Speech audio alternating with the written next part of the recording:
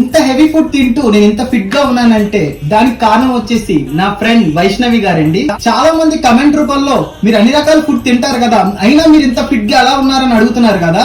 So దానికి reason వచ్చేసి మన ఫిట్ మామ్ వైష్ణవి గారండి. ఈ మధ్య కాలంలో over weight issues, PCOD, diabetes ఇలాంటివన్నీ ఇష్యూస్ అయితే మనం చాలా చూస్తున్నాం కదా.